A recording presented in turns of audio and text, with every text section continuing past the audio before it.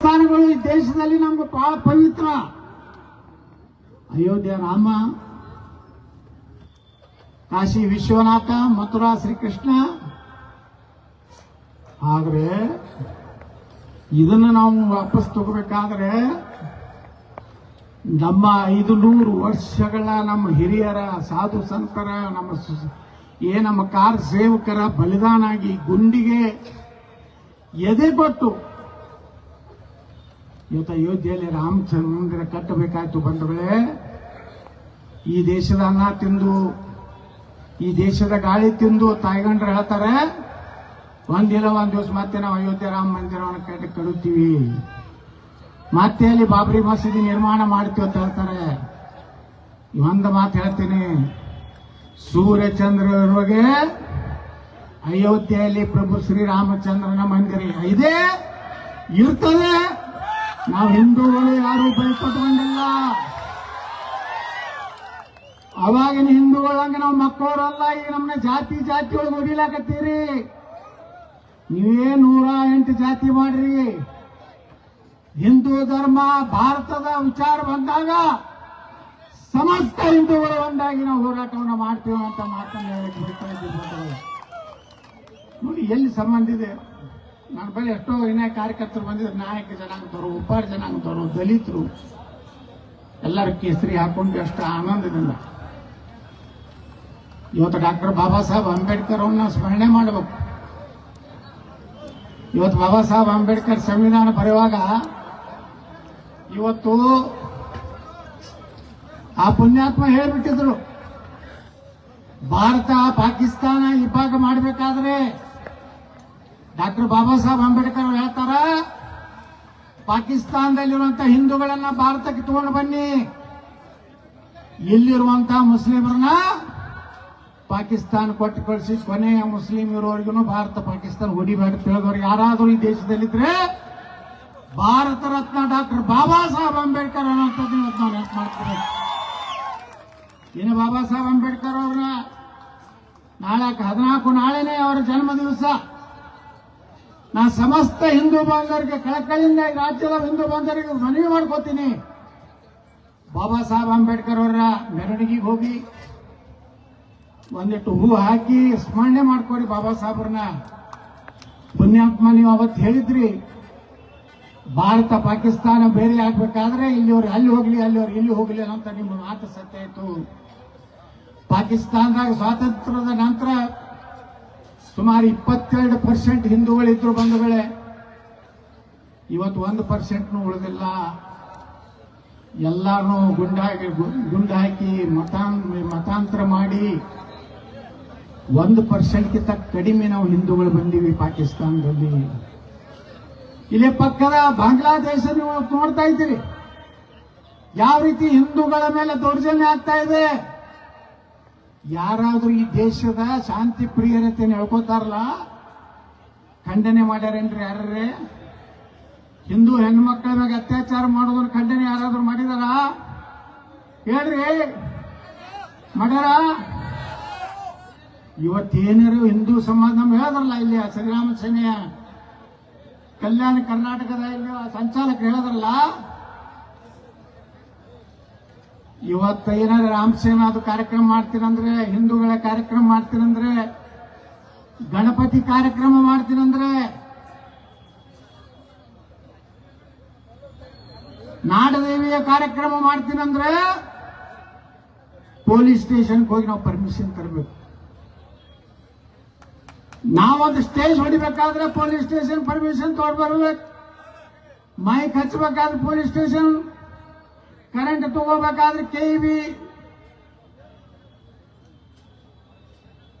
ನಮ್ಮ ಹಿಂದೂಗಳ ಪರಿಸ್ಥಿತಿ, ನಾವು ಗಣಪತಿ ಕೂಡಿಸ್ಬೇಕಾದ್ರೆ ಇಷ್ಟು ಕಂಡೀಷನ್ ಅಲ್ಲ. ಅವ್ರು ಮೈಕ್ ಹಚ್ಚಿ 5 ಸಲ ಓದಿರ್ತಾರಲ್ಲ, ಅದಕ್ಕೇನೆ ಪರ್ಮಿಷನ್ ಐತೇನ್ರಿ? ಈ ಕಂಡೀಷನ್ ಹಿಂದೂ ಸಮಾಜದ ಮೇಲೆ ಯಾಕೆ? ಇದನ್ನ ನಾವು ಕೇಳಬೇಕೋ ಬೇಡ? ಇವತ್ತು ಗಣಪತಿ ನಾವು ಬರೇ ಮ್ಯಾಗಿನ ಜಾತಿಯವರು ಅಥವಾ ಲಿಂಗಾಯತರು ಕೂಡಿಸ್ತೀವನ್ರಿ, ಅಥವಾ ಬ್ರಾಹ್ಮಣರು ಕೂಡಿಸ್ತಾರೇನ್ರಿ? ದಲಿತರು ಓಣ್ಯಾಗೂ ಗಣಪತಿ ಅದಾನೆ, ವಾಲ್ಮೀಕಿ ಸಮಾಜ ಓಣ್ಯಾಗ ಗಣಪತಿ ಅದಾನೆ, ಬಂಜಾರ ಸಮಾಜದ ಓಣಿಯಲ್ಲಿ ಕಾಲನಿಯಲ್ಲಿ ತಾಂಡದಲ್ಲಿ ಗಣಪತಿ ಅದಾನೆ, ಬೋವಿ ಸಮಾಜದ ಗಣಪತಿನೂ ಅದಾನೆ. ಯಾರ ಓಣ್ಯಾಗಿಲ್ಲ ಗಣಪತಿ ಹೇಳ್ರಿ, ನಾವು ಪರ್ಮಿಷನ್ ತಗೋಬೇಕಾ? ಇಂಥ ಸರ್ಕಾರಗಳು ಇರಬೇಕಾ ಇದ್ದ ರಾಜ್ಯದಲ್ಲಿ? ಯಾರು ದೇಶ ವಿರೋಧಿ ಹೇಳಿಕೆ ಕೊಡ್ತಾರೆ, ಭಾರತದ ಸಂವಿಧಾನವನ್ನ ಯಾರು ಅಪಮಾನ ಮಾಡ್ತಾರೆ, ಅವ್ರಿಗೆ ಈ ದೇಶದಲ್ಲಿ ಇರ್ಲಿಕ್ಕೆ ಅಧಿಕಾರ ಇಲ್ಲ. ಮಕ್ಕಳ ನಿಮ್ಗೆ ಹೋಗೋದಿದ್ರೆ ನಿಮ್ಗೆ ದೇಶ ಗಾಂಧಿ ಹೊಡೆದು ಕೊಟ್ಟನ ಹೋಗ್ಬಿಡಿ. ಅವಾಗ ಹೊಡೆದು ಕೊಟ್ಟಲ್ಲ ಗಾಂಧಿ, ಇದ್ರ ಮ್ಯಾಗ ಅದರ ಮ್ಯಾಗ ಹೊಡೆದಾನ ನೆಹರು ಮತ್ತು ಗಾಂಧಿ. ಜಾತಿ ಆಧಾರ ಮ್ಯಾಗ ಪಾಕಿಸ್ತಾನ ಹೊಡೆದು ಕೊಟ್ಟಾರ. ಅವಾಗ ಅಂಬೇಡ್ಕರ್ ಅವರ ಮಾತನ್ನ ನಂಬಿ ಒಪ್ಪಿದ್ರ ಇವತ್ತು ನಮ್ಮ ಅಂಬೇಡ್ಕರ್ ಅವರು ನಮ್ಮ ಆದರ್ಶ ಪುರುಷ. ಬಹಳ ಸತ್ಯ ಮಾತಾಡಿದರು. ಧರ್ಮದ ಬಗ್ಗೆ ಏನನ್ನುವಂಥದ್ದನ್ನ ಬಹಳ ನೀವೆಲ್ಲ ಓದ್ರಿ. ಅಂಬೇಡ್ಕರ್ ಜೀವನ ಎಲ್ಲ ಮುಚ್ಚಿಟ್ಟಾರ ನಮ್ಮಿಂದ. ನಮ್ಮ ತಲೆಗೆ ಏನ್ ಕೊಟ್ಟಾರ? ಬರೀ SC/ST ಮೀಸಲಾತಿ ಮಾಡ್ಯಾರ ಅಂಬೇಡ್ಕರ್ ಅಂತಲ್ಲ ಬಂಧುಗಳೇ. ಈ ದೇಶನಾಗ ಹೆಣ್ಣು ಮಕ್ಕಳಿಗೆ ಸಮಾನ ಅಧಿಕಾರ ಕೊಟ್ಟವ್ರು ಯಾರಾದ್ರೂ ಇದ್ರೆ ಅದು ಬಾಬಾ ಸಾಹೇಬ್ ಅಂಬೇಡ್ಕರ್ ಅವರು. 8 ತಾಸು ಕೆಲಸ ಮಾಡಬೇಕು ಅಂತ ಕಾನೂನು ತಂದವರು ಬಾಬಾ ಸಾಹೇಬ್ ಅಂಬೇಡ್ಕರ್ ಅವರು. ವಾರಕ್ಕೊಂದು ರಜೆ ಕೊಡ್ಬೇಕನ್ನಂತ ಸಂವಿಧಾನ ತಂದವರು ಯಾರು? ಬಾಬಾ ಸಾಹೇಬ್ ಅಂಬೇಡ್ಕರ್. ಅವ್ರನ್ನ ದೂರ ಇಡಬೇಡಿ ನೀವು. ಅವ್ರನ್ನ ಮನೆಗೆ ಕರೆದ ಪ್ರೀತಿಯಿಂದ ಅವ್ರ ಕೂತು ನೀವು ಊಟ ಮಾಡುವಂತ ಪದ್ಧತಿ ಕಲೀರಿ. ನೀವು ಎಲ್ಲೆಲ್ಲಿ ಹೋಗಿ ಊಟ ಮಾಡಿ ಬರ್ತೀರಿ, ಯಾರ ಮನೆಗೆ ಭಯ್ಯ ಅಂತ ಅವರೆಂದೂ ಭಯ್ಯ ಆಗೋದಿಲ್ಲ. ಭಯ್ಯ ಆಗೋರು ನಮ್ಮ ದಲಿತರು, ಹಿಂದುಳಿದವ್ರನ್ನ ಅಪ್ಕೋರಿ, ಅಸ್ಪೃಶ್ಯತೆಯನ್ನು ನಾಶ ಮಾಡ್ರಿ. ನಾವೆಲ್ಲ ಒಂದಾಗದೆ ಇದ್ರೆ ಭಾರತ ಉಳಿದಿಲ್ಲ. ಈ ದೇಶದ ಅನ್ನ ತಿಂದು, ಈ ದೇಶದ ಎಲ್ಲ ತಿಂದು ಪಾಕಿಸ್ತಾನ ಪರವಾಗಿ ಘೋಷಣೆ ಹಾಕ್ತಾರೆ ನನ್ನ ಮಕ್ಕಳು. ನಮಗೆ ಭಾರತ ಸಂವಿಧಾನ ಸಂಬಂಧ ಇಲ್ಲ ತಾರೆ ಇನ್ನು ಅಯೋಗ್ಯ ನನ್ನ ಮಕ್ಕಳು. ಭಾರತ ನಡೆದು ಬಾಬಾ ಸಾಹೇಬ್ ಅಂಬೇಡ್ಕರ್ ಅವರ ಸಂವಿಧಾನದ ಮೇಲೆ, ಸರಿಯಾದ ಕಾನೂನು ಮ್ಯಾಗ ನಡೆದಿಲ್ಲ ಈ ಭಾರತ. ಭಗವದ್ಗೀತೆ ಮ್ಯಾಗ ನಡೆದಿಲ್ಲ ಭಾರತ. ಸಮಸ್ತ ಹಿಂದೂಗಳನ್ನು ಒಪ್ಕೊಂಡಿದ್ದೀವಿ ಸಂವಿಧಾನವನ್ನ. ಒಬ್ಬರೇ ಅವ್ರ ಲೀಡರ್ ಹೇಳ್ತಾನ ನಾವು ಸಂವಿಧಾನ ಹೆಂಗೈತೆ ಹೆಂಗ್ ನಡೀತೀವಿ ಅಂತ ಒಬ್ಬರು ಹೇಳ್ತಾನ. ರಾಷ್ಟ್ರಗೀತೆ ಹಾಡುವಾಗ ಎದ್ದು ನಿಂತಿರೋದಿಲ್ಲ ಮಕ್ಕಳು.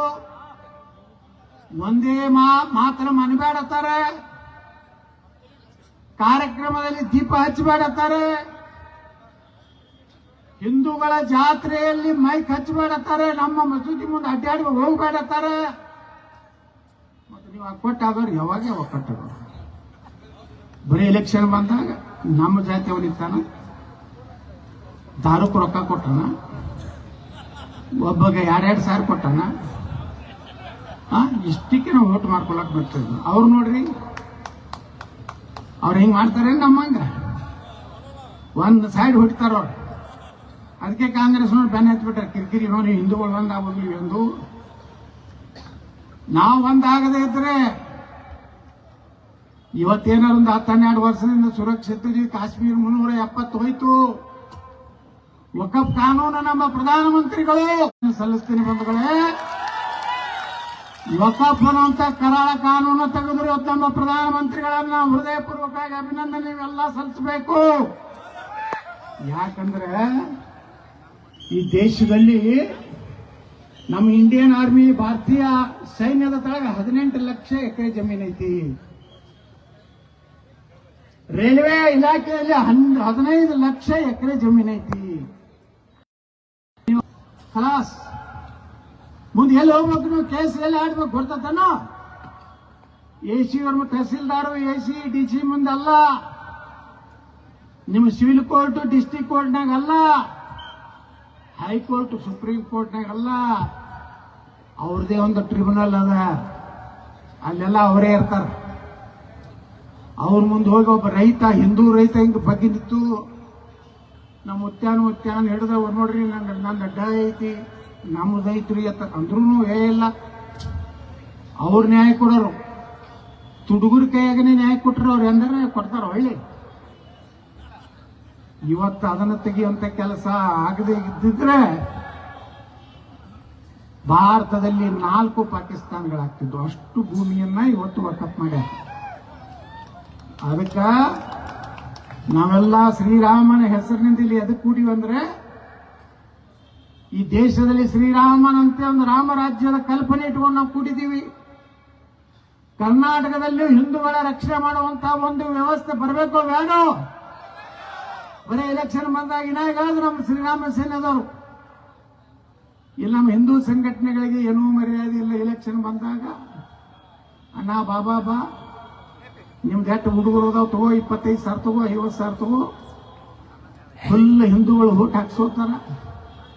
ಆರ್ಸಿ ಬಂದ ಮ್ಯಾಗ ಎಲ್ಲರಿಗೂ ನಾವು ಸಮಾನರು.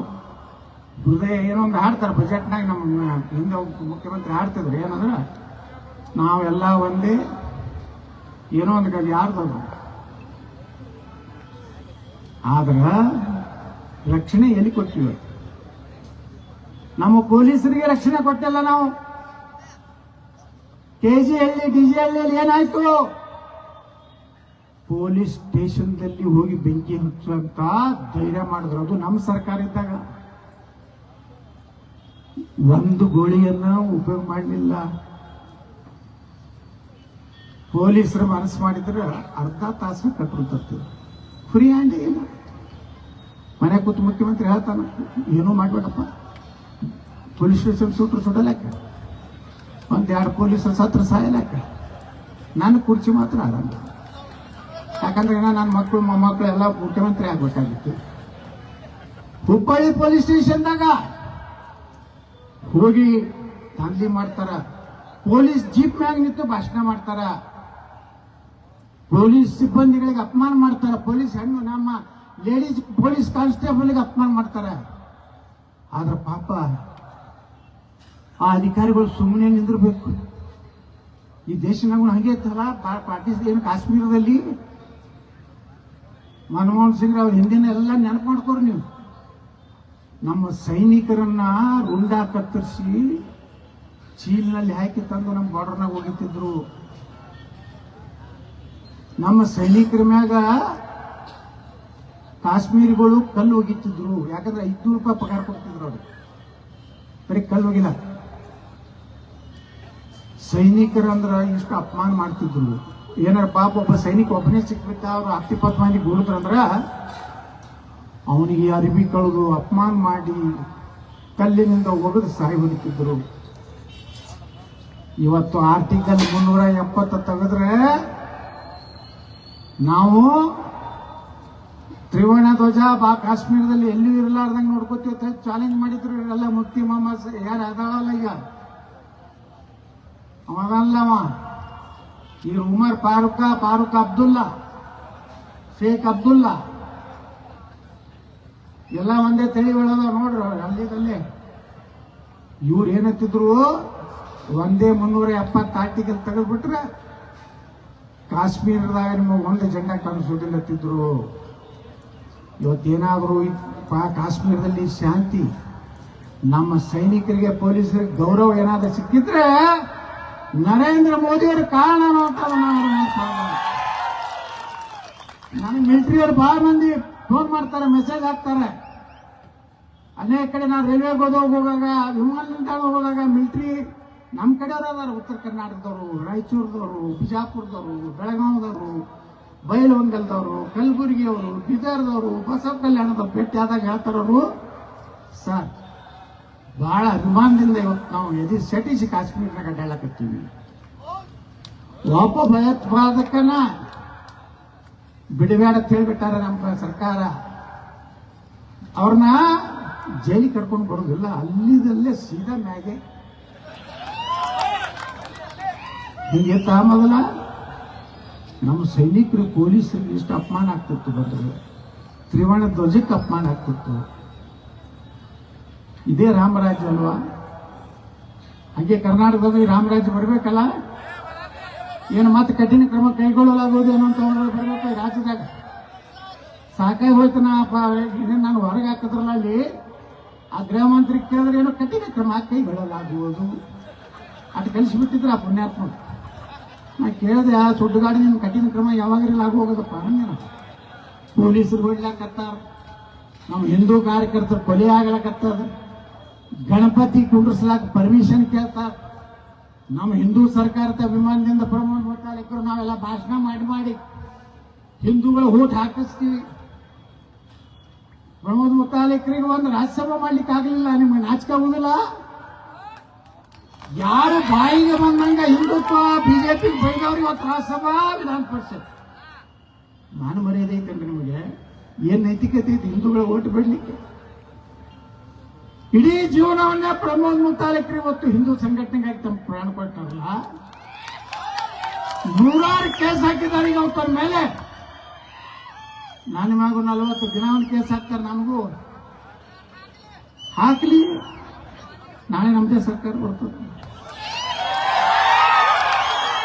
ನೀವು ತಿಳ್ಕೊಂಡಾರ ಒಂದು 4 ಯಾವ್ದಾರೆ ಚಾನಲ್ಗೆ ಎಂಟ್ರಿ ಕೊಟ್ಟು ನಾನೇ ಮುಖ್ಯಮಂತ್ರಿ, ನಾನೇ ಮುಂದಿನ ಭವಿಷ್ಯತ್ ಏನಾರ ಅವ್ರು ಹೇಳ್ಕೊಂಡ್ರ ಈ ರಾಜ್ಯದ ಹಿಂದೂಗಳು ತಯಾರಿಲ್ಲ ನಿಮ್ಗೆ ಒಪ್ಕೊಳ್ಳಿಕ್ಕೆ. ಈ ರಾಜ್ಯದವ್ರು ಗೊತ್ತಾಗತ್ತೆ ನಕಲಿ ಹಿಂದೂಗಳು ಯಾರು, ಒರಿಜಿನಲ್ ಹಿಂದೂಗಳು ಯಾರು ಗೊತ್ತಾಗ್ಬಿಟ್ಟಿದೆ. ಎಷ್ಟು ಕೊಲೆ ಆದವಲ್ಲಪ್ಪ. ಮೊದಲಲ್ಲಿ ಯಾರು ಹೋದವರು? ಪ್ರಮೋದ್ ಮುತಾಲಿಕ್ ಹೋದವರು. ನೀವೆಲ್ಲ ಸತ್ತು ಮಣ್ಣು ಮಾಡಿ ಕ್ರಿಯಾಕರ್ಮ ಆದ್ಮ್ಯಾಗ ಸಣ್ಣಗೆ ಹೋಗಿ ತೀವ್ರವಾಗಿ ಖಂಡಿಸುತ್ತೇವೆ, ಗಂಭೀರ ಎಚ್ಚರಿಕೆಯನ್ನು ಕೊಡುತ್ತೇವೆ, ಕಾನೂನು ಕ್ರಮಗಳನ್ನು ಕಠಿಣವಾಗಿ ಕೈಗೊಳ್ಳುತ್ತೇವೆ. ಇವತ್ತು ಕಿಸಿದು ಬಿಟ್ಟರೆ ನಿಮ್ಮ ಕಡೆ ಏನೋ ಆಗಲಿಲ್ಲ. ಇವತ್ತು ಹಿಂದೂ ನಾಯಕರನ್ನೆಲ್ಲ ನೀವು ತುಳಿಯುವಂತ ಕೆಲಸ ಏನು ಮಾಡ್ತಾ ಇದ್ದೀರಿ ಒಂದು ಕುಟುಂಬದ ಸಲುವಾಗಿ. ಈಗ ಹಿಂದೂಗಳು ನಿಮ್ಮ ಮಾತು ಕೇಳಿಕ್ ತಯಾರಿಲ್ಲ. ಇಲ್ಲಿ ಬಂದವನ್ನ ಯಾರು ನಾವು ಗಾಡಿ ಒಳಗೆ ತಗೊಂಡು ಬಂದಿಲ್ಲ. ನಿಮ್ಗೆ ಯಾವ್ದಾರೆ ಬಾಡಿಗೆ ಕೊಟ್ಟು ಪಗಾರ ಕೊಟ್ಟು ಕರ್ಸಿವನಪ್ಪ ಯಾರೇ? ಎಲ್ಲ ನಿಮ್ಮ ಸ್ವಂತ ಬಂದಿರಲ್ಲ. ಎದಕ್ಕೆ ಬಂದಿರಿ ನೀವು? ಹಿಂದೂ ಧರ್ಮಕ್ಕಾಗಿ ಬಂದಿರಿ, ಭಗವಾ ಜಂಡ ರಕ್ಷಣೆಗಾಗಿ ಬಂದಿರಿ. ಭಾರತ ಡಾಕ್ಟರ್ ಬಾಬಾ ಸಾಹೇಬ್ ಅಂಬೇಡ್ಕರ್ ಸಂವಿಧಾನ ಉಳಿಯಲಿಕ್ಕೆ ನೀವು ಬಂದಿದ್ದೀರಿ. ಬಂದ್ರೆ ನಾನು ನಿಮ್ಗೆ ವಿನಂತಿ ಮಾಡ್ಕೋತೀನಿ, ಯಾರ್ಯಾರು ನಿಮ್ದೊಡ ಹಿಂದೂ ಕಾರ್ಯಕರ್ತರೋಡ ನಾಟಕ ಮಾಡ್ಯಾರ, ನಿಮ್ ಕಡೆಯಿಂದ ಓಟ್ ಹಾಕ್ಸ್ಕೊಂಡು ಇವತ್ತೇನು ಬ್ಯಾರೆ ಮಾತಾಡ್ಲಕತ್ತಾರ, ಇನ್ನು 3 ವರ್ಷಕ್ಕೆ ಬರ್ತೈತೆ ಎಲೆಕ್ಷನ್, ಇನ್ನೇನು ಬಹಳ ದಿವಸ ಇಲ್ಲ. ಬರ್ಲಿ, ಹಿಂದೂಗಳು ಒಂದಾಗೋಣತ್ತ ಕೇಳೋಣತ್ತ. ಹೌದಪ್ಪ, ಈ 5 ವರ್ಷನಾಗ ನಮ್ಗೆ ಏನು ಹಿಂದೂಗಳ ಪರವಾಗಿ ಏನು ಮಾಡಿ ಹೇಳು ಒಂದಿಷ್ಟು. ನಾ ರೋಡ್ ಮಾಡೀನ್ರಿ, ಬ್ರಿಡ್ಜ್ ಮಾಡೀನ್ರಿ, ನಾ ನೀರು ತಂದಿಯಪ್ಪ. ಧರ್ಮ ಉಳಿದ್ರೆ ಇವೆಲ್ಲ ಅಲ್ಲ, ಹಿಂದೂ ಧರ್ಮ ಉಳಿದ್ರೆ ಇವೆಲ್ಲ ನಮ್ಗೆ ಲಾಭ. ಇಲ್ಕಂದ್ರೆ ಪಾಕಿಸ್ತಾನ ಆಗ್ತದೆ ಇನ್ನೊಂದು. ಪಶ್ಚಿಮ ಬಂಗಾಳದಾಗ ಏನ್ ನಡೆದೈತೆ ಕೆಟ್ಟು ಗಲಭೆ ಆಗ್ಲಕತ್ತದ. ಕಟ್ರು ನೋಡು, ಅವತ್ತು ರಾಜ್ಯದ ಮುಖ್ಯಮಂತ್ರಿ ಹೇಳ್ತಾಳ ವಕಫ್ ಕಾನೂನ ಜಾರಿ ಮಾಡುದಿಲ್ಲ ಅಂತ ಹೇಳಿ ಭಾರತ ಸಂವಿಧಾನ ತಳಗದ್ರು. ಏನೇ ಸಿರಿಯಾತ ಮಾತಾಡ್ತಾರೆ ಮಮತಾ ಬ್ಯಾನರ್ಜಿ. ಇದನ್ನೆಲ್ಲ ನೀವು ತಿಳ್ಕೋಬೇಕು, ಮನಸ್ಸನ್ನ ಗಟ್ಟಿ ಮಾಡಬೇಕು. ಜಾತಿ ಬಿಟ್ಟು ಬಿಡ್ರಿ. ಇನ್ ಮ್ಯಾಗ ಜಾತಿಯನ್ನ ಮಾಡಿದ್ರೆ ನಾವು ಯಾರು ಉದ್ಧಾರ ಆಗೋದಿಲ್ಲ. ಯಾವುದೇ ಜಾತಿ ಆಗಲ್ಲ. ನಾವ ಹಿಂದೂ ಪರವಾಗಿ ಗಟ್ಟಿ ಅವನಿರ್ತಾನ ಅವನೇ ನಮ್ಮ ನಾಯಕರು ಅಂತ ಒಪ್ಪುವಂತ ಕೆಲಸ ಹೇಳ್ತೀವಿ. ಇಲ್ಲಂದ್ರೆ ಬಂಧುಗಳೇ, ನಾವು ಬರೇ ಭಾಷಣ ಮಾಡಿ ಕುಟ್ಟಿ ನಮ್ಮ ಪ್ರಮೋದ್ ಮುತಾಲಿಕ್ ಅವ್ರ ರಗಡ ಭಾಷಣ ಮಾಡಿ ಹೇಳ್ತಾರ. ಆದ್ರೆ ಇಲೆಕ್ಷನ್ 15 ದಿವಸ ಬಂತಂದ್ರ ಬಹಳ ಚಲೋ ಇರ್ತೈತೆ ಎಲ್ಲ ವಾತಾವರಣ. ಇಡೀ 2 ದಿವಸನ ಕಟ್ಬಿಡ್ತೈತೆ. ದಾರು, ರೊಕ್ಕ ನೋಡಿ. ಮೊನ್ನೆ ನಾನು ಸದನದಾಗ ಕೇಳಿದೆ, ಪಾಪ ವಾಲ್ಮೀಕಿ ಸಮಾಜದ 185 ಕೋಟಿ ರೂಪಾಯಿ. ವಿಚಾರ ಮಾಡ್ರಿ ನೀವು, ವಾಲ್ಮೀಕಿ ಸಮಾಜದ 185 ಕೋಟಿ ರೂಪಾಯಿ. ಆದ್ರೆ 85 ಕೋಟಿ ರೂಪಾಯಿ ಎಲ್ಲಿ ಬಂತು? ಬಳ್ಳಾರಿಗೆ ಬಂತು. ಯಾರ ಮನೆಗೆ ಬಂತು? ದಾರು ಅಂಗಡಿಯವನ ಅಕೌಂಟಿಗೆ ಹೋಯ್ತು, ಬಂಗಾರ ಅಂಗಡಿಗೆ ಹೋಯ್ತು. ಓಟ್ ಹಾಕ್ಸೋಂಡ್ರು.